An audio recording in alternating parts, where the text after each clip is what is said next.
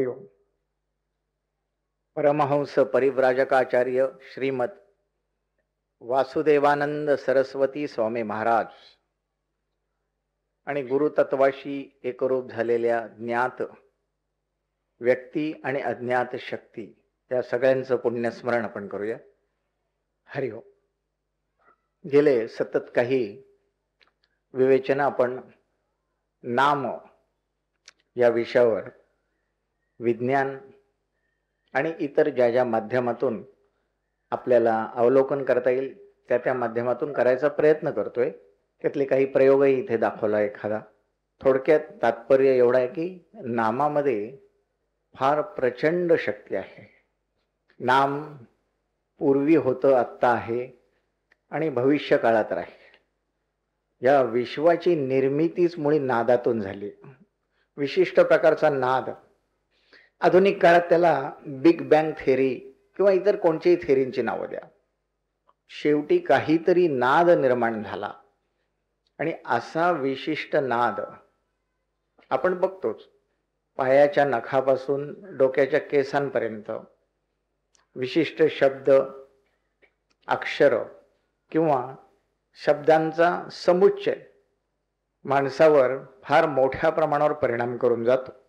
अपशब्द उच्चारणारी एखादी व्यक्ती आपल्या समोर आली, तिने अपशब्द उच्चारला, मग आपल्याला राग यायचं कारण काय? कारण त्या शब्दातलं सामर्थ्य आहे होते ते आपण ग्रहण करतो आणि कुठेतरी त्या संवेदना मेंदूपर्यंत पोचतात की बो ह्याने आपल्याला अपशब्द उच्चारला. त्याचं पर्यवसन क्रोधात होतं, रागात होतं किंवा आणखी पुढे ती गोष्ट जाऊ शकते.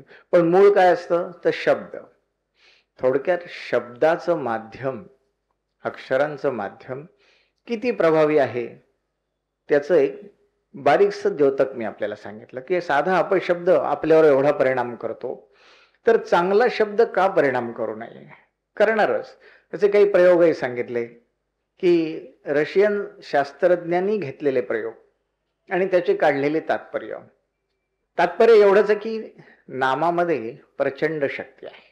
आता माणसाचं जे बलस्थान आहे 1/40 या प्रमाणात मानवी मेंदूचं वजन आहे किंवा आकार आहे. सुमारे 1 किलो आणि 640 ग्रॅम किंवा क्युबिक सेंटीमीटर असं त्याला म्हणता येईल.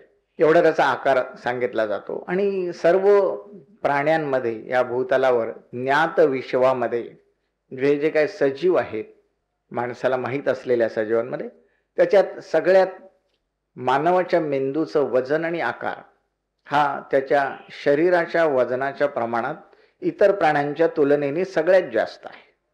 म्हणजे मेंदू हे माणसाचं बलस्थान आहे की हा मेंदू काय काय विचार करू शकतो तर सर्व काही करू शकतो. ह्या मानवी मेंदूमधून जर योग्य संवेदना आपण शब्दांच्या माध्यमातून निर्माण करू शकलो किंवा मेंदूतून तसे आदेश शरीरभर सतत देत राहू शकलो तर वाटेल ते होऊ शकतं. इतकी प्रखर शक्ती या अक्षरांमध्ये असते. कुठेतरी डावा मेंदू, उजवा मेंदू असे फरक आहे मेडिकल सायन्समध्ये, आरोग्यशास्त्राप्रमाणे, की एका ठिकाणी काही विशिष्ट संवेदना जातात, दुसरीकडे त्याचं पृथक्करण केलं जातं आणि त्याच्यातून एक तात्पर्य काढलं जातं आणि त्या तात्पर्याप्रमाणे जो आदेश असतो तो तिथे निघतो. त्याला लिम्बिक कॉर्टेक्स आणि निओ कॉर्टेक्स अशी 2 नावं दिली आहेत. आता लिम्बिक कॉर्टेक्स म्हणजे काय आहे ते आपण थोडक्यात बघूया. की तात्पुरता स्वार्थ, क्षणिक स्वार्थ, ह्याला बळी पडून आपण अनेक क्रिया करतो, जीवनभर चालू असतात सकाळी उठल्यापासून. की तात्पुरता स्वार्थ काय आहे? माझे श्रम सगळ्यात कमी कशाने होतील, मला लवकरात लवकर धन कसं मिळेल, लवकरात लवकर मला बंगला, गाडी किंवा आणखी जी काही सुखाची साधनं आहेत, जी आपल्याला सुखदायक वाटू शकतात. मी काही सगळ्यांचा उच्चार करत नाही, प्रत्येकाने ती ठरवायची की आपल्याला कुठली वाटतात. तर ते तात्पुरतं का होईना मला ताबडतोब कसं मिळेल हा जो विचार असतो तो ह्या लिम्बिक कॉर्टेक्स मधला. आणि दुसरा निओ कॉर्टेक्स. निओ म्हणजे काय की तिथे तात्पुरत्या सुखाचा विचार केला जात नाही तर दीर्घकालीन सुख किंवा ज्याला शाश्वत सुख किंवा व्यावहारिक गोष्टींमध्ये सुद्धा शाश्वत काय असेल असं सुख आपल्याला कसं मिळेल, आणि ह्या क्रिया प्रक्रिया त्याचं पृथक्करण करून मग आज्ञा देण्याचं काम हा निओकॉर्टेक्स करत असतो. थोडक्यात आपण त्याला माणसाला दोन मनं असतात असं आपण म्हणतो, तसा हा प्रकार आपल्याला सांगितला की दोन प्रकारची मनं. मनुष्य चोरी करत असेल समजा, एखादा चोरी करताना सुद्धा काय होऊ शकतं, चोरी करताना प्रत्येक मनुष्य म्हणजे जो चोर, त्याला चोरी करताना हे जाणवत असतं की नाही, हे आपण बरोबर करत नाही. म्हणजे हा जो निओकॉर्टेक्स आहे तो सांगत असतो की हे बरोबर नाही. आपण उगीचच एखाद्याचा मत्सर करतो, द्वेष करतो, अहंकारामुळे आणखी काही अपशब्द उच्चारतो किंवा आणखी वाटेल त्या क्रिया प्रक्रिया करतो. ह्या सर्व क्रिया करताना कुठेतरी हा निओकॉर्टेक्स आपल्याला सांगत असतो की नाही रे, असं करू नकोस, हे तुझ्या हिताचं नाही. पण हा लिंबिक कॉर्टेक्स काय करतो, नेमका उलट विचार नोंदवतो. तो काय सांगतो, अरे काय वेळ लागलाय काय, चोरी करायला गेलेला चोर, तुला आत्ता इथे समोर 1,00,000 रुपये ठेवलेले आहेत, ते उचल आणि चालू जा. तो निओकॉर्टेक्स काय सांगतो, त्याच्याकडे विचार करू नकोस, तुझ्या आत्ता स्वार्थ कशामुळे साधला जातोय, तर त्या 1,00,000 रुपयांमुळे. मग ह्या दोन्हींचं, निओकॉर्टेक्स आणि लिंबिक कॉर्टेक्स, या दोन्हींचा आदेशाचं पृथक्करण करून योग्य तो आदेश शरीराला देण्याचं काम किंवा मेंदूला देण्याचं काम, आणि मेंदूद्वारे सर्व शरीरभर संवेदना पाठवण्याचं काम जे कोण करत असतं त्याला आपल्याकडे मन असं म्हटलेलं आहे. जे कोण करते त्याला मन असं म्हटलं. हे मन काही विज्ञानाला अजूनपर्यंत सिद्ध करता आलं नाही की हे मन नावाचा प्रकार काय आहे, पण अस्तित्व मनाचं मात्र मान्य केलेलं आहे विज्ञानाने. कारण का, आज आपण गावोगावी जागोजागी गल्लोगल्ली सायकियाट्रिकची दवाखाने बघतो, मानसोपचार तज्ज्ञ. म्हणजे हा विज्ञानाचा सगळ्यात मोठा पराभव आहे बरं, की विज्ञानाने मन हे मान्य केलं नाही पण मानसोपचार मान्य केले. तर असं ते आहे की ह्या दोन्हीचं पृथक्करण करून योग्य तो आदेश देण्याचं काम हे मन नावाचं जे आहे ते काहीतरी करत असतं. आता इथे मुख्य सांगायचा भाग असा की लिंबिक कॉर्टेक्सचे आदेश पाळायचे म्हणजे तात्पुरत्या सुखाचे आदेश पाळायचे का निओकॉर्टेक्सचे म्हणजे शाश्वत सुखाचे आदेश पाळायचे, हे ज्या त्या माणसाच्या मनावर अवलंबून असतं. प्रत्येकाला स्वतंत्र आहे मन. मग हे मन त्या त्यावेळी काय आदेश देईल सांगता येत नाही. कुठल्याही माणसाची कधीही शाश्वती देता येत नाही. याचं कारण हे असतं की ते काय पृथक्करण करेल काही सांगता येत नाही. पण मग तिथे जो भाग येतो तो अध्यात्माचा भाग सुरू होतो. आपण सतत आपल्या मनाला जर बजावत राहिलो की नाही, सत्कर्म योगे वयघालवावे, सर्वामुखी मंगल बोलवावे, असं जर सतत बजावत राहिलो तर काय होऊ शकतं की हे जे मन आहे ते योग्य ते आदेश देतं. आता त्याला इतर काही गोष्टींची जोड ही आपल्याला द्यावीच लागते. नुसतं सत्कर्म करून काय भागेल का, नाही भागणार. त्याला इतर जोडणी म्हणजे काय, रेझोनान्स हा सगळ्यात प्रमुख आहे. म्हणजे अनुस्पंदन किंवा समगती स्पंदन हे अति आवश्यक आहे. प्रत्येक जिज्ञासूला अध्यात्म मार्गातल्या हे अति आवश्यक आहे.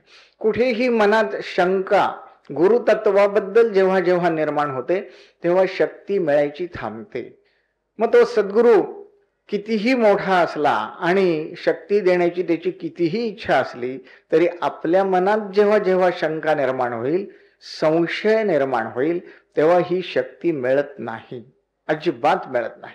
मग त्या सद्गुरूकडे आपण मत्सराने बघू, द्वेषाने बघू किंवा इतर कुठच्याही भावनेने बघू, फक्त कृतज्ञतेने, नम्रतेने आणि आदराने जर बघत राहिलो तरच ही शक्ती मिळणार, नाही तर ही शक्ती मिळणार नाही. आणि असं जेव्हा असेल तेव्हा अशा माणसांनी या गुरु परंपरेच्या भानगडीत न पडणं हे त्याच्या दृष्टीने उत्तम असतं. कारण मग सतत संशय शंका घेऊन काय वेळ फुकट जातो, बाकी काय होत नाही. आता हे जे नामस जप किंवा नामस्मरण जे आपल्याला सांगितलंय ते संकल्पपूर्वक करायला पाहिजे. फार जिद्दीचा, चिकाटीचा संकल्प इथे असणं आवश्यक आहे. त्या संकल्पाशिवाय प्रपंचातनं आपण वेळ काढूच शकणार नाही. जर चांगला संकल्प असेल तर हा वेळ निश्चित मिळेल. म्हणजे मागच्या वेळेला सांगितलं की आवड त्याची निर्माण झाली पाहिजे, म्हणजे सवड होईल. आणि ही सवड एकदा बरोबर झाली ती संकल्पाशिवाय होणार नाही. नाहीतर मन जे मगाशी सांगितलं आपल्याला, हा लिंबिक कॉर्टेक्स सतत पळवाटा काढत राहील, सतत पळवाटा. आता ह्या नामाने ही शक्ती प्रचंड पद्धतीने मिळते. किती प्रचंड, तर त्याचा अगणित. हरिमुखे म्हणा, हरिमुखे म्हणा, पुण्याची गणना कोण करी, संत ज्ञानेश्वर म्हणतात. तेव्हा ती गणना करता येत नाही, इतकी प्रचंड शक्ती तिथे मिळते. आता दुर्दैवाची गोष्ट म्हणा सुदैवाची, माणसाला हे समजत नाही की नक्की किती शक्ती मिळते आणि त्या मिळणाऱ्या शक्तीमुळे आपलं किती संचित तिथे जळून जातंय. हे जर प्रत्येक माणसाला समजलं असतं ना, तर आज ही जी काही समाजाची दुर्दशा झाली आहे ती दिसलीच नसती. सगळ्यांनी सन्मार्गच केला असता, सत्कर्मच अवलंबलं असतं. पण तशी कुठल्या तरी ईश्वरी शक्तीची इच्छा नसते. नाही तर मग हे राडगाडगं चालणार कसं हो. म्हणजे चांगल्या प्रवृत्ती आणि अपप्रवृत्ती, देव आणि दैत्य यांचं युद्ध समाजात सततच चालू असतं, सतत अविरत चालू असतं.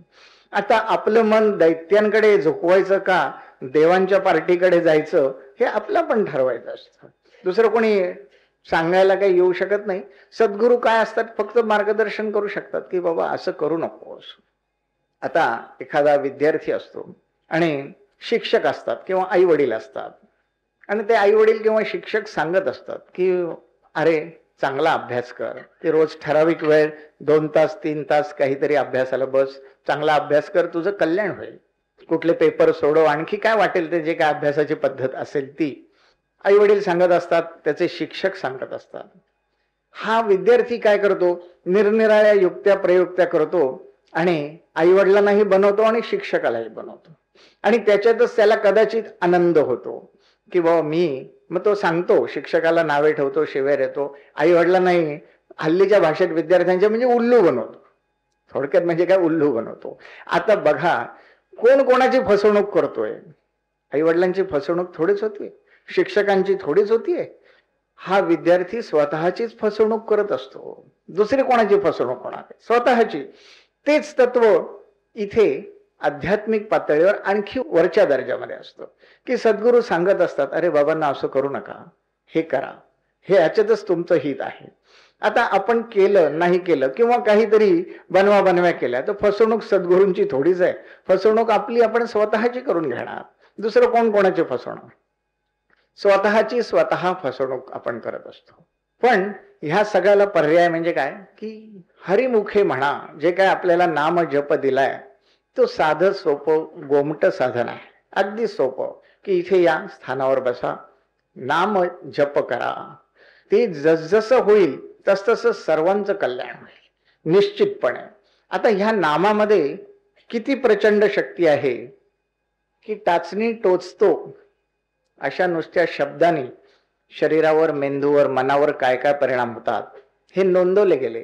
याचा अर्थ शब्दाच्या माध्यमातून किती परिणाम मेंदूवर आणि मनावरही घडतो हे साधं अवलोकन करायचं.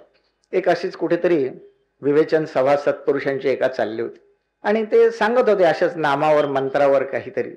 तेव्हा एक जण उठून म्हणला की हे कशावरनं तुम्ही सांगताय, हे खरं आहे. तर ते सत्पुरुष ताबडतोब त्याला म्हणाले, मूर्खा म्हणले खाली बस. आता मूर्खा खाली बस म्हटल्यानंतर तो चांगला शिक्षित मनुष्य होता, मोठा, हल्लीकडच्या भाषेत अगदी हायली क्वालिफाईड. तो जळफळत खाली बसला. एवढ्या शेकडो लोकांसमोर अपमान झाला हो. त्याच्या शिक्षणाचा अपमान, त्याच्या वयाचा अपमान, सगळ्याचाच अपमान. जळफळत खाली बसला, काहीतरी अपशब्द उच्चारायला लागला. 2-4 मिनिटं ते सत्पुरुष थांबले आणि मग त्याला त्याने विचारलं की अरे तुला काय झालं असं बोलायला एवढा अपशब्द. तो म्हणला, तुम्ही मला सगळ्यांसमोर मूर्खा असं म्हणला. झालं तर म्हणले, हे तू मान्य केलंस की शब्दाचा परिणाम काय असतो. अरे मूर्खा मी म्हटल्यानंतर तुला एवढा राग आला, तू एवढा जळफळ राहिलास, तुझा एवढा अहंकार दुखावला गेला. मग हा शब्दांचा परिणाम नाही तर कसला परिणाम आहे. तुला आणखी निराळा पुरावा देण्याचं कारणच काय. हाच पुरावा पुरेसा नाहीये का तुला. बस पटलं त्याला आणि मग वळला, तो कायमचा वळला. तर असं हे आहे की हे शब्दांचं महत्व नीट समजून घ्यावं. नाम जप जे आहे आता मंत्रामुळे जे परिवर्तन होतं, या प्रोटोपॉव नावाच्या रशियन सायंटिस्टने याच्यावर संशोधन केलं. हाही नोबेल प्राइज विनर आहे बरं. म्हणजे उगीच काही येरा गबाळ्याचे मी पुरावे आपल्याला देत नाहीये, की किती नामवंत माणसांनी काय काय लिहिलंय बघा. त्यांनी इतकं चॅलेंजिंग शब्द वापरले बघा. I Protopopov showed even earlier that a verbal stimulus may facilitate and accelerate the formation of new condition reflex if the name असा शब्द दिलेला आहे, म्हणजे नाम या अर्थाने. if the name of this stimulus known to the subject is added to the new condition stimulus, thus the word which signifies the name of the given object and is a well established natural condition stimulus may greatly reinforce the conditioned reflex. याचा अर्थ थोडक्यात समजावून सांगतो. एखाद्यावर नवा परिणाम घडवून आणण्यासाठी उपयोगात आणण्याच्या प्रेरणांमध्ये, प्रेरणा असा शब्द तिथे इंग्रजीमध्ये वापरलाय, त्या माणसाला माहीत असलेले किंवा त्याला कोणी दिलेले नाम महात्म्य वापरले तर ते अधिक उपयुक्त ठरेल. नाम महात्म्य असा शब्द जो मी वापरलाय तो मूळ शब्द तिथे नेम हा इटॅलिक्स मध्ये तिरक्या भाषेत दिलेला आहे. म्हणजे तो महत्वाचा किती आहे त्या प्रोटोपॉवने सांगून ठेवलंय की मी प्रोटोपॉव हे डिक्लेअर करतो असं त्याचं विधान आहे. तर थोडक्यात म्हणजे काय, विज्ञान सुद्धा जिथे उद्घोष करतं की अरे हो हे नाम महात्म्य म्हणजे किती प्रचंड आहे, तर महाप्रचंड. आता हे सगळं माहीत असून आपण जर ते घेऊ शकलो नाही, करू शकलो नाही, आयुष्यात अंगीकारू शकलो नाही, तर दोष त्या सद्गुरूचा आहे का ईश्वराचा आहे का आणखी कुठल्या वैश्विक शक्तीचा आहे, आपलं आपणच ठरवायचं. आता हे मगाशी जे सांगितलं की हे सगळं संकल्पपूर्वक व्हायला पाहिजे की हो निश्चय मी रोज 1 तास इथे नामजप करेन. ठीक आहे, रोज शक्य नाही, आपण लांब राहता, आठवड्यात नाही 1 दिवस येईन, 2 तास करेन, 3 तास करेन, पण हे सगळं संकल्पपूर्वक. आणि हा संकल्प कसा पाहिजे, कधीही न ढळणारा, कधीही डळमळीत न होणारा संकल्प. आपल्याकडे जनक राजा होऊन गेला, महाजनक असं त्याला म्हणतात. गीतेने त्याचं नाव दिलेलं आहे कृष्णाने. विभूतीच्या अध्यायामध्ये मी कसा आहे तर राजांमध्ये मी जनक आहे असं त्याचं नाव त्यांनी सांगितलंय कृष्णाने, की ही माझी विभूती आहे असं कृष्ण सांगतो. तर ह्या जनक राजाची गोष्ट आहे. याज्ञवल्क्य ऋषींची त्याच्याकडे विवेचन ठरलेली होती. आणि याज्ञवल्क्य म्हणजे कोण तेही सांगतो. शुक्ल यजुर्वेदाचा निर्माता हा याज्ञवल्क्य ऋषी. कृष्ण यजुर्वेदाचा निर्माता जो वैशंपायन त्याचा हा शिष्य. आणि ह्यांनी शुक्ल यजुर्वेद लिहिला संबंध. या यजुर्वेदाच्या 2 शाखा, कृष्ण यजुर्वेद आणि शुक्ल यजुर्वेद. त्यातला शुक्ल यजुर्वेद हा या याज्ञवल्क्याची निर्मिती समजली जाते. तर त्या याज्ञवल्क्य ऋषींची तिथे प्रवचनं ठेवलेली होती. आणि याज्ञवल्क्य ऋषी आपल्या वेळेसंबंधी अतिशय काटेकोर, की ठराविक त्यावेळेला काय घटकापळ असतील त्या घटकेला ते प्रवचन सुरू होणार म्हणजे होणार निश्चितपणे. आता प्रवचन किंवा विवेचन जे काय असतं ही सुद्धा एक भक्ती हो. श्रवणम कीर्तनम विष्णू त्यातली पहिली आहे श्रवण. ते श्रवण झाल्याशिवाय पुढे कीर्तन होत नाही आणि नामस्मरणही होत नाही. त्यामुळे ही श्रवण हा भक्ती आहे. तर ती श्रवण भक्ती तिथे आयोजित केलेली होती राजा जनकाने सगळ्या दरबारातल्या आणि प्रजाजनांसाठी. त्या राजवाड्यातल्या सभागृहामध्ये आयोजित केली असेल. आता वेळ पाळणारा याज्ञवल्क. त्या दिवशी काय झालं, जसं इथे आपण बघतो की 7:30ला आरती सुरू होणार म्हणजे होणार, तशीच ती त्याची वेळ काय प्रवचनाची असेल ठरलेली. तो याज्ञवल्क्य ऋषी येऊन बसले, विवेचन काही सुरू होईना आणि वेळ तर पाळणारे हे प्रसिद्ध. आता मग विवेचन का सुरू होत नाही म्हणून कोणीतरी विचारणा केली. मग त्यांनी सांगितलं की राजा जनक अजून आलेला नाही, श्रोत्यांमध्ये राजा जनक दिसत नाहीये, म्हणून मी थोडा वेळ थांबलो. मग एक कोणीतरी, जसं सद्गुरूंना उलट विचारणारे पण असतातच ना, तसंच कोणीतरी होता तिथे. आणि त्यांनी विचारलं की बाबा काय तुम्ही इथं वेळ पाळणारे म्हणून प्रसिद्ध आहात, मग राजा जनकासाठी कशा करता थांबला. ते म्हणजे ठीक आहे मी तुला उत्तर देतो, त्याचंही उत्तर देतो, थांब थोडा वेळ, विवेचन संपलं की तुला उत्तर देतो. झालं तेवढ्यात राजा जनक काय 5-7 मिनिटांमध्ये त्यावेळेच्या काळातली जे काही घटकापळ असतील तो आला आणि प्रवचन सुरू झालं. सुरू झाल्यानंतर 10-15 मिनिटांनी एक सेवक राजाचा धावत धावत आला तिथे आणि त्याने सांगितलं की राजवाड्याला बाहेरून आग लागली म्हणलं. असं त्याचं ते वर्णन ऐकता ऐकता प्रवचन थोडा वेळ थांबलं असेल, कदाचित मिनिट 1.5 मिनिट, आणि त्यांनी ते शब्द उच्चारले की राजवाड्याला बाहेरून आग लागली. बाहेरून आग लागली म्हटल्याबरोबर त्यातले 50% जे श्रोते होते ते निघून गेले. बाहेर एकतर आग बघायला गेले की काय नक्की काय लागली, आपल्याला किती धोका आहे हे पहिलं आतलं, की बाबा आपण काय ह्याच्यात जळून मिळून जाऊ का काय, म्हणून ते आग बघायला पहिले धावले सगळे बाहेर. 50% सभागृह रिकामा झाला. आता बाहेर काय आग विझवायचे प्रयत्न चाललेच असतील काय, पण यांचं प्रवचन मात्र चालू. आणखी 10 मिनिटांनी दुसरा एक सेवक आला. त्याने सांगितलं की राजवाड्याच्या अंतर्भागापर्यंत आग पोचली आणि ती शमत नाहीये काही केल्या. झालं. राहिलेले 25% लोक तेही उठून पळून गेले. एकतर जे काय दरवाजे शिल्लक असतील त्या दरवाज्यातनं उठून आपापल्या घरी निघून गेले किंवा बाहेरच्या बाजूला गेले, जेणेकरून आपल्याला आगीची झळ लागू नये अशा ठिकाणी गेले. प्रवचन चालूच होतं. 25% लोक शिल्लक राहिले. आता थोड्या आणखी 10 मिनिटांनी तिसरा एक सेवक आला आणि त्याने सांगितलं, अहो ही आग आता या सभागृहाला बाहेरून वेढतीये, तर काही इलाज चालत नाही, आग शमत नाहीये, थोड्याच वेळात हे सभागृह जळून खाक होईल. असं झाल्याबरोबर ते राहिलेल्या 25%पैकी सगळे पळून गेले, कोणी राहिलं नाही. एकच वक्ता शिल्लक याज्ञवल्क्य आणि एकच श्रोता शिल्लक, तो म्हणजे राजा जनक. बाकी सगळे पळून गेले, कोणी तिथे शिल्लक राहिलं नाही. एक श्रोता आणि एक वक्ता यांच्या साह्याने ते प्रवचन पार पडलं संबंध. मग ती काय त्याच्या योगबळाने म्हणा किंवा आणखी ईश्वरी इच्छेने ती आग विझवण्यात आली. ती काय त्या सभागृहात आतमध्ये आले नाही. आग विझवल्यानंतर मग ते याज्ञवल्क्यांनी त्या माणसाला बोलवलं आणि ज्यांनी प्रश्न विचारला होता की तुम्ही का थांबलात, आणि त्याला विचारलं की तुला उत्तर मिळालं का, तो म्हणला हो मिळालं. तर हे जे आहे की संकल्प कसा असावा, तर असा असावा की मला आज काय घरात खूप काम आहे सोडा, असा संकल्प होत नाही आणि अशी शक्तीही मिळत नसते. तप जेव्हा आपण करतो तेव्हा ते निष्ठेने जिद्दीने चिकाटीने करावं लागतं.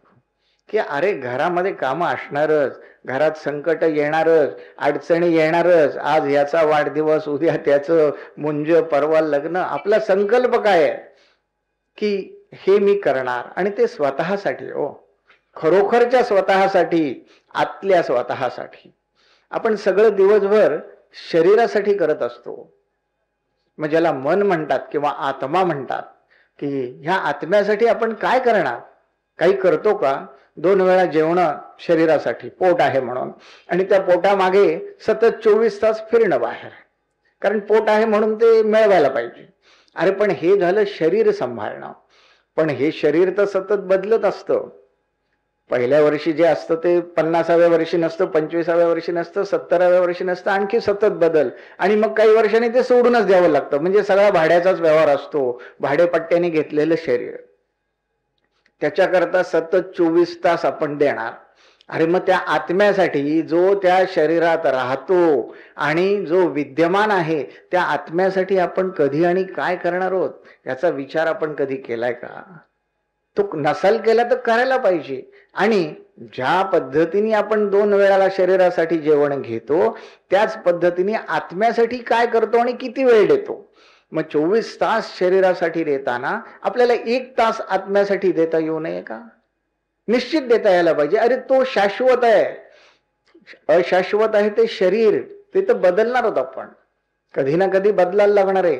पण त्या शरीराला जी शक्ती मिळेल या साधनेमुळे, ती त्या आत्म्याला पोचणार असते.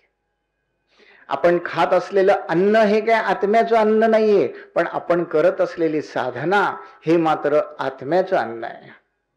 आणि ते जर अन्न त्याला देऊ शकलो नाही जिद्दीने, संकल्पपूर्वक, तर मग या मानवी जीवनाचा उपयोग काय? तर असा जनक हा एखादाच असतो. मग आपण का तो होऊ शकत नाही? व्हायला पाहिजे की मला जनकासारखी कीर्ती पाहिजे. कृष्णाने ज्याचं नाव घेतलं गीतेमध्ये की हो महाजनक, तसा मी व्हायला पाहिजे. निदान मला आत्म्याचं अन्न तर त्याला देता यायला पाहिजे. जनक वगैरे तर लांब राहिला. मग ते कोण देणार? ते आपणच द्यायचं, दुसरं कोण येणार आहे द्यायला? मग ते ह्याच संकल्पाने, जिद्दीने आणि चिकाटीने आपण पार पाडलं पाहिजे. ते जे आहे ते म्हणजे सोपी साधना काय आहे तर नाम जप. उच्च रवाने विज्ञान सांगतंय, वेद सांगतायत, पुराण सांगतायत, सद्गुरु तत्व सांगतंय की अरे वो हे करा. पण मग हे करणार कोण असा प्रश्न निर्माण होतो. आपल्याशिवाय दुसरं कोणी करणार असेल तर आणि आपल्या नावावर काही होत असेल तर मला सांगा, असं काही होऊ शकतं का? नाही होऊ शकत. दुसरं कोणी करून आपल्या नावावर काही हस्तांतरित करता येण्याची प्रक्रिया निसर्गामध्ये नाहीये हो. साधी गोष्ट एक लक्षात घ्या, मी अनेक वेळेला सांगतो नेहमी, किंवा मला भूक लागलीये आणि मला काय आता जेवायचा कंटाळा आला.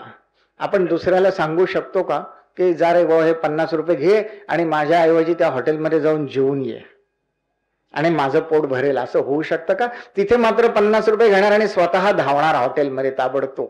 धावणार की नाही मला सांगा. मग तिथे दुसऱ्याला देणार का की हे 50 रुपये घ्या आणि जा माझ्या ऐवजी तिथे पंचपक्वान्न आहे ती खाऊन ये. याचा अर्थ एवढाच आहे की आपल्या आत्म्याला शक्ती पाहिजे आणि आपण ते निर्माण करायला पाहिजे.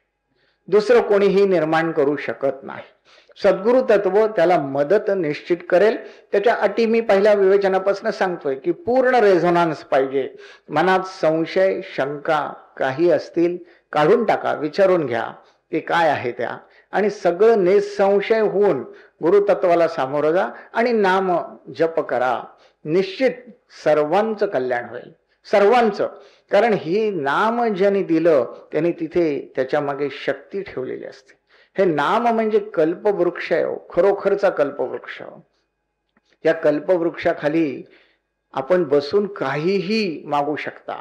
फक्त चांगलंच मागण्यासाठी आपल्याला मनावर चांगले संस्कार करायला पाहिजेत. मगाशी सांगितलं तसं निओ कॉर्टेक्स लिम्बिक कॉर्टेक्स तो इथे येतो की कल्पवृक्षाखाली बसायचं आणि बस चांगली गोष्ट मागा की मला मुक्ती पाहिजे. मग मुक्ती मिळेपर्यंत अनेक प्रवास होत राहतील, होऊ देत, बिघडलं काही नाही. कुठे एवढं घाई करून काय करायचं? आजपर्यंत किती 84 लाख जन्म झाले काय माहिती, काय किती झालेत, कुठच्या कुठच्या योनीतनं काय काय आलोय काही माहिती नाही. मग आता कशाला घाई करायची? ती थोडे वर्ष थोडे जन्म राहिले असतील. ज्यावरती नामदेव स्वतः सांगतायत की जन्मोजन्मी आम्ही बहुपुण्य केले म्हणून या ईश्वरे कृपा केली. मग जन्मोजन्मी नामदेवाला जर बहुपुण्य करायला लागलं तर आपल्याला काही जन्म तरी लागतीलच ना. किंवा कित्येक मला विचारतात माणसं किंवा 25 वर्ष साधना करून आमचं काय भलं झालं. आमची मुलं बाळं म्हणले आम्हाला विचारतात की 25 वर्ष साधना केले आम्ही काय साधलं.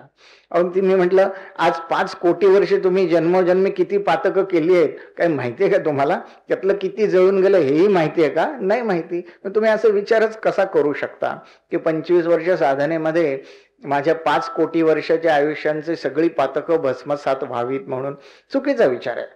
पण हा कल्पवृक्ष आहे एवढं नक्कीच. आणि ह्या कल्पवृक्षाखाली खरोखर मनात कुठलीही संशय शंका घेतली तर त्याचाच गुणाकार होतो. लक्षात घ्या, संशयाचा गुणाकार होईल, आयुष्यात काहीही प्राप्त होणार नाही. शंका घेऊन केलात, कल्पवृक्षाखाली बसलात, शंकेचा गुणाकार होईल. श्रद्धेने आलात तर श्रद्धेचा गुणाकार होईल आणि श्रद्धायुक्त सद्गुरूच्या चरणांशी विनम्र होऊन आपण नामजप केला तर त्याचा गुणाकार होईल. मग आपण एक माळ करू शकलात तर हजारो माळांचं पुण्य आपल्याला लाभेल. म्हणजे तिथे गुणाकार त्याचा तिथे होईल. एक मनुष्य होता, कुठेतरी गावाला चालला होता किंवा गावाहून परत येत होता. परत येता येता अतिशय दमला, उन्हात तानात येत होता चालत, आणि आता काय करावं असा विचार करत होता. घर कधी येईल वाटेत एक झाड लागलं. मोठं चांगलं डेरेदार वृक्ष होता आणि त्या वृक्षाखाली काही वेळ म्हणला बसावं आपण आता, म्हणून वृक्षाच्या खाली बसला. वृक्षाच्या खाली बसल्यानंतर छान अगदी गार सावली त्याला उन्हातनच आलेला होता. त्याला फार बरं वाटलं. म्हटलं काय छान बरं वाटतंय. म्हणला किती छान सावली आहे, नाही तर काय ऊन लागत होतं मला. आणि विचार केला की मला इथे छान कोणी चांगलं सुगंधित पाणी आणून दिलं तर किती छान होईल, मला किती तहान लागले बरं. असं म्हणायचा अवकाश की खरोखर एक माठ हवेतून तरंगत आला. अगदी वाळा घातलेलं पाणी, शुद्ध पाणी त्याच्यामध्ये होतं. पाणी प्यायलं नाही लगेच. त्याच्या मनातही विचार आला नाही की हा माठ कुठून आला बाबा इथे. त्याने आपलं ते पाणी प्यायलं आणि परत गप्प बसला. तर म्हणलं काय? थोड्या वेळाने त्याला वाटलं 2 मिनिटांनी की पाणी तर आपण प्यायलं, पण आपण सकाळपासून काही खाल्लंही नाहीये. आपल्याला भूक लागली. तर अमुक अशा प्रकारचे पदार्थ आत्ता कुठून मला आणून दिले कोणी तर किती छान होईल म्हणलं. झालं असं मनात येण्याचा अवकाश. पंचपक्वान्नाने भरलेलं त्यांनी ज्या ज्या इच्छा केल्या होत्या ते ताट भरून त्याच्या पुढे आलं. हा यथास्थित जेवला. व्यवस्थित जेवण बिवण झालं. परत एकदा सुगंधित पाण्याची ऑर्डर सोडली. तोपर्यंत ह्याचं काही डोकं चाले ना की हे कुठून येतंय, काय येतंय. त्याला असं वाटलं बरं चाललंय सगळं. पाणी म्हणतात पाणी येतंय, अन्न म्हणतात अन्न येतंय. पाणी पिऊन घेतलं त्याने परत एकदा आणि छान अगदी ढेकर दिली, पोट भरलं. आता काय करावं म्हणला. मग त्यांनी विचार केला की आता हे एवढं पोट भरलंय, पोट जड झालो की झोप यायला लागली. मग म्हणला इथे छान कोणी मला गादी बिछाना आणून दिला तर किती छान होईल म्हणला. झालं ते इच्छा व्यक्त केल्याबरोबर तिथे गादी आली, कॉट आली. ती सोन्याची असेल, चांदीची असेल, आणखी कसली. हा झोपला त्याच्यावर. छान गाढ झोपला. अगदी 2-4 तास लांब झोप घेतली त्याने. वामकुक्षी फार जोरदार झाली त्याची. आणि ती मग उठल्यानंतर त्याच्या एकदम लक्षातच येईना की आपण कुठे आहोत आणि काय आहोत. काही लक्षात येईना. वर ते झाड दिसतंय, खाली पलंग त्याने चाचपून बघितला. अरे गादी आहे, पलंग आहे, सगळं आहे. इथे कुठे मी आलो म्हणलं काय. मग त्याच्या लक्षात आलं ही काहीतरी भूतटके असावे म्हणला. हे काहीतरी चांगलं नाहीये, हे काहीतरी वाईट प्रकारे दिसतोय हा. म्हणजे हे पोट भरून निद्रा विद्रा होईपर्यंत काही नाही पत्ता काय चाललंय ते. आणि झोप झाल्यानंतर थोडं अन्नपचन झालं असेल कदाचित आणि मग त्याचं डोकं चालायला लागलं की बा नाही हे काहीतरी म्हणला. मग त्याच्या मनात असा विचार आला की हे एवढा असा प्रकार आहे, इथे खरंच भूत आली तर काय होईल बरं. असं म्हणता क्षणी ती भूत हजर झाली. तर भूत आली. नंतर म्हणलं की ह्या भूताने मला खाल्लं तर काय होईल. झालं, संपलं. हे माणसाचं मन आहे बघा की सतत संशय शंका सोडून द्या. एकदा आपण स्वतः अभ्यास करावा. तो जर शक्य नसेल तर सद्गुरू सांगतात त्याच्यावर विश्वास ठेवावा. स्वतः अभ्यास करणं हे निसंशय श्रेष्ठ की अथपासनं इतिपर्यंत सगळा अभ्यास करायचा. सगळे संशय संपेपर्यंत अभ्यास ज्ञान हे चालू ठेवायचं. पण ह्या ज्ञानाला पर्याय सगळ्यांना शक्य नाही हो की हे ज्ञान मिळवणं. नोबेल प्राइज विनर काही सगळे असू शकत नाही. अध्यात्मामध्ये तर असं नोबेल प्राइजच नसतं, त्यामुळे तो प्रश्नच नसतो काही. मग निदान आपल्याला ते शक्य नाही. आपण कुठेतरी श्रद्धा ठेवावी. आणि एकदा श्रद्धा ठेवली की जे काय साधना असेल ती विना संशय चालू ठेवावी.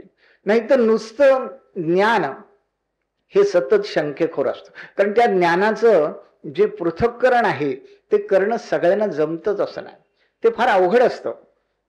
म्हणून तिथे गुरु परंपरेची आवश्यकता असते की ज्ञानाचं पृथक्करण हे व्हावंच लागतं. नाहीतर काय होतं, ज्ञानाचाही अतिरेक होतो. जर आपण श्रद्धा कुठे ठेवली नाही, नुसतं ज्ञान मिळवत राहिलो तर त्याचाच अहंकार होतो. आणि त्या ज्ञानाचं पृथक्करण न करता आल्यामुळे योग्य कृतीची जोड त्याला देता येत नाही आपल्याला आणि आयुष्यात काही प्राप्त होत नाही. एक लांब दाढीवाला मनुष्य होता. एक दिवस काहीतरी वाचत बसला होता रात्रीच्या वेळी. मग कुठेतरी वाचलं त्याने की लांब दाढीवाली माणसं मूर्ख असतात. कुठेतरी अध्यात्माच्या पुस्तकात कुठेतरी आलं असेल, काय वाचलं त्याने माहित नाही. लांब दाढीवाली माणसं मूर्ख असतात. तर हे वाचलं त्याने आणि मग आपल्या स्वतःच्या दाढीवरनं हात फिरवतोय की लांब दाढीवाली माझी पण एवढी लांब आहे, याच्यात लिहिलंय लांब दाढीवाली माणसं मूर्ख असतात का. मी खरंच मूर्ख आहे का म्हणला. तर काय काही केल्या त्याचं डोकं चाले ना, काय करावं.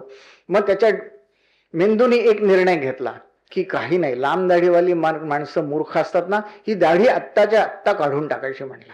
दुसरा काही पर्याय नाही. कारण मी मूर्ख नाही हे मला सिद्ध केलं पाहिजे की मी शहाणा आहे, मी मूर्ख नाही. आता हे कसं सिद्ध करणार. रात्रीची वेळ. आता तो काही दाढी करणारा नव्हता, त्याच्याकडे काही ब्लेड नव्हतं, काही नव्हतं. त्यानं म्हणलं आता काय करावं म्हणलं, काही समजत नाही. मग त्याच्या डोक्यात आणखीन विचार आला की ठीक आहे आता आपण कापू शकत नाही, एवढ्या रात्री काही कोणी बाहेर नाव्याचं दुकान काही मिळणार नाही, काही नाही. आपण काय करणार. समोर काड्यापेटी दिसली त्याला. तो म्हणला आता काही इलाज नाही. आपण म्हणलं ही काडी पेटवूया आणि जाळून टाकू, दुसरा काही पर्याय नाही. या मध्यरात्री दुसरं काही माझ्याकडे दाढी काढायला नाही उपलब्ध. झालं. त्याने काड्यापेटीची काडी ओढली आणि दाढीला लावली. दाढीला लावल्याबरोबर सुरुवातीला तर बरं वाटलं की बाबा चालेल, जळून चालले छान. आता ते चटके त्याच्या हनवटीपर्यंत आले, गालापर्यंत आले, नाचायला लागला हो. धावत धावत पाण्याच्या साठ्यापर्यंत गेला, घरामध्ये कुठे पाणी बादली भरून ठेवली असेल तिथे गेला. तोपर्यंत बरेच चटके बसले होते गालाला आणि हनवटीला, सगळं जळून चाललं होतं. पाणी मारलं आणि त्याने ते विझवलं कसं बसं. तोपर्यंत दाढी तर जळून गेलेलीच होती, गालांवर चट्टे उठलेले होते, फोड आलेले होते. तर ते विझवलं, हाश हुश करत आग होत होती. बाहेर आला, परत आरशासमोर उभा राहिला आणि म्हणला की लांब दाढीवाली माणसं मूर्ख असतात हेच खरं आहे म्हणे. तर हे असं आपलं होतं कामा नाही हो. आपण ऐकून हसतो, सगळं बरोबर आहे हो, की दुसऱ्याचं आहे तोपर्यंत बरं आहे हो, पण आपण तेच करतो, त्याच पावलाने पुढे चाललोय. की सतत शंका, संशय आणि खोटं जे काय ज्ञान आहे त्या ज्ञानाचं सुद्धा बरोबर पृथक्करण करणं आणि मग त्याचं कृतीत रूपांतर करणं, इथे गुरु परंपरेची, श्रद्धेची आवश्यकता आहे. दुसरं काही तिथे उपयोगी पडणार नाही. नाही तर आपल्याला ही अशीच दाढी जाळावी लागेल, दुसरं काही करता येणार नाही. हे असंच काहीही आयुष्यात साध्यच होणार नाही. हे लक्षात घ्या की संशय आणि शंका असतील, शक्ती मिळणार नाही, अजिबात मिळणार नाही, एक कण सुद्धा. कारण हा निसर्गाचा नियम आहे. मी इथे लंबक टांगून दाखवले होते आपल्याला. दुसऱ्या लंबकांना मिळते का? नाही मिळत, मिळतच नाही. ते जिथे जिथे 90 अंशाचा कोण होतो पूर्ण आणि उंची सारखी होते, म्हणजे काय, नम्रता येते, तिथे तिथे ती शक्ती मिळते. नाही तर नुसतं शरीर वागतो नमस्काराला, मन वाकत नाही. आणि शक्ती ही शरीराला आवश्यक असते का? नाही. शरीराला शक्ती मिळवण्याची साधनं बाहेर खूप आहेत, व्यायामशाळा आहेत किंवा आणखी टॉनिक आहेत, काय नाना प्रकार आहेत. इथे शरीराच्या शक्ती करता येत नसतो आपण, इथे मनाच्या ताकदी करता येत असतो, किंवा आत्म्याच्या शक्ती करता येत असतो, आत्म्याच्या भोके करता येत असतो. आणि ती शक्ती ह्याच मार्गाने मिळू शकते, दुसऱ्या कुठल्या मार्गाने नाही. श्रद्धेला ह्याची आपण जोड ही द्यायलाच पाहिजे, त्याशिवाय पर्याय असूच शकत नाही. हे या सगळ्या गोष्टी आपण ऐकतो, पण मग मुख्य जे साधन आहे, जे गुरुतत्वाने सतत या स्थानावर सांगितलेलं, किंवा नाम जप करा, त्या दृष्टिकोनातनं या जनकासारखा संकल्प कोणीतरी करेल का? कोणीतरी मला हात वर करून सांगेल का हो की हो मी निदान आठवड्यातनं एक दिवस किमान इथे येऊन 3 तास नामजप करीन, 2 तास करीन, 15 मिनिटं करीन, 5 मिनिटं करीन. पण तो कसा पाहिजे संकल्प? जनकासारखा. आग लागली तरी चालेल, मी इथून हलणार नाही. मग माझ्या घरात आग लागो नाही तर बाहेर आग लागो, कुठल्याही परिस्थितीत मी डळमळीत त्याच्यातनं होणार नाही. तर आपल्याला काहीतरी मिळालो. प्रपंचातल्या अडचणी चालूच असतात, सुखाचा पाठलाग हा सतत चालू असतो प्रपंचामध्ये, सतत सुखाचा पाठलागच राहतो. तो एक सुख आपल्याला मिळायला लागलं की पुढचं सुख लगेच दुसरं दिसत असतं. मग हा पाठलाग कधीतरी थांबवणार आहोत की नाही आपण? आणि हा थांबवून जी काही योग्य साधना आहे, जी आपल्याला परंपरेने मिळालेली आहे, ते आपण करणार आहोत की नाही? आणि करणार असेल तर निसंशय, निशंक मनाने आणि जिद्दीने, एकाग्रतेने आपण करणार आहोत की नाही, हे त्याच्यात महत्वाचं आहे. बाकीचं सगळं जे जगडव्या ज्या गोष्टी आहेत त्या सोडून द्या, त्याच्यात काही अर्थ नाही, कशातही अडकू नका. मी अनेक वेळा सांगतो नेहमी की कुठली शंका असेल तर विचारून घ्या. विज्ञानाच्या मार्गाने पाहिजे, मी उत्तर देतो. तुम्हाला पौराणिक कथेंच्या मार्गाने पाहिजे, मी उत्तर देतो. पण संशय आणि शंका घेत बसू नका. नुसत्या संशयाने आला, संशयाचा गुणाकार होईल, काहीही आयुष्यात हाताला लागणार नाही. वेळ आणि श्रम दोन्ही फुकट जातील, काही उपयोग नाही. अशा माणसाने येण्यातच अर्थ नसतो. आणि यायचं असेल निशंक मनाने, निसंशयतेने या साधनेला सामोरं जा, सर्वस्व मिळेल. ह्या कल्पवृक्षाच्या खाली बसून आपण ते मागितलं पाहिजे. हा खरोखर कल्पवृक्ष उभा केलाय हो इथे. या कल्पवृक्षाच्या खाली आपण बसून नुसतं संशय व्यक्त करत राहील, काय मिळणार? काही नाही मिळणार. इथे येऊन हे नामजप करा. हा नामजप केल्याने काय होईल की खरोखर हा कल्पवृक्ष असल्याची जाणीव निसंशयतेने आपल्या मनात दृढमूल होईल. आणि ही दृढमूल झाल्याबरोबर आपण जी इच्छा व्यक्त कराल ती पूर्ण होईल. काय होतं की सतत मी इथे जाऊन काय होणार की झालं, मग कल्पवृक्ष म्हणतो काय होणार? काहीच नाही होणार, संपलं. मग इतकी दृढमूल श्रद्धा व्हायला काय व्हायला पाहिजे? ते नामजप आपण श्रद्धेने करायला पाहिजे. म्हणजे हळूहळू मनाची ती धारणा दृढ होईल की हो हा कल्पवृक्ष आहे आणि इथे वाटेल ते मिळू शकतं. इथे सद्गुरूच्या चरणांशी मी लीन झालेलो आहे आणि ह्या कल्पवृक्षाखाली बसून मी कुठलीही इच्छा व्यक्त करा पूर्ण निश्चित होईल. पण जोपर्यंत हे संशय आहेत तोपर्यंत ती भूतावळच तिथे येणार. मग हे भूतानी खाल्लं तर काय होईल? खाऊन टाकणार तुम्हाला, दुसरं काय होणार? काही नाही. तर हे सगळं सोडून देऊया आपण. भूतकाळ हातातून निष्ठून गेलाय आणि आत्ताचा प्रत्येक क्षणही पुढच्या क्षणाला भूतकाळात जमा होतोय. मग हा भूतकाळात जमा झालेला प्रत्येक क्षण आपण खरोखर चांगल्या पद्धतीने घालवला का, हे आपण आपल्या मनाला विचारूया आणि ते विचार करून आत्मशोधन करूया आणि आत्मशोधनाचे जे निष्कर्ष असतील ते स्वतः पडताळून बघूया आणि मग कामाला लागूया. नाही तर नुसतं आत्मशोधन आणि ज्ञान करत राहिलो काही उपयोग नाही. त्या आत्मशोधनाचे जी तात्पर्य असतील त्याचं बरोबर निष्कर्ष काढून योग्य ती सुधारणा जीवनात आपण करायला लागलं पाहिजे. नाहीतर काही एक उपयोग नाही. आपल्याला काही सत्ता संपत्ती कीर्ती यापैकी काही नकोय, काहीच नकोय. कशा करता पाहिजे सत्ता संपत्ती? काही नको. मिळायची ते आपोआप मिळेल. कल्पवृक्षाखालीच आपण बसलोय ना, जेव्हा निसंशय होऊ तेव्हा सगळं मिळेल, काही राहणार नाही. एवढं सुद्धा न्यून जीवनात राहणारच नाही, कारण कल्पवृक्ष आहे हो. पण मगाशी सांगितल्याप्रमाणे संशय मनात राहिला की तो संशय तिथे येणार. तर एवढं एक लक्षात घ्या या सगळ्याचं तात्पर्य. आणि परत मी सांगतोय याचं कारण हेच आहे की ते शास्त्र मला अनुभवाने पटलेलं आहे, मला स्वतःला मिळालेलं आहे. आपल्या प्रत्येकाचाही तसा फायदा व्हावा हीच माझी इच्छा आहे, दुसरी काही इच्छा नाही. तर ह्या तळमळीने मी आपल्याला सांगतोय, निश्चित चांगला संकल्प मनाशी करा.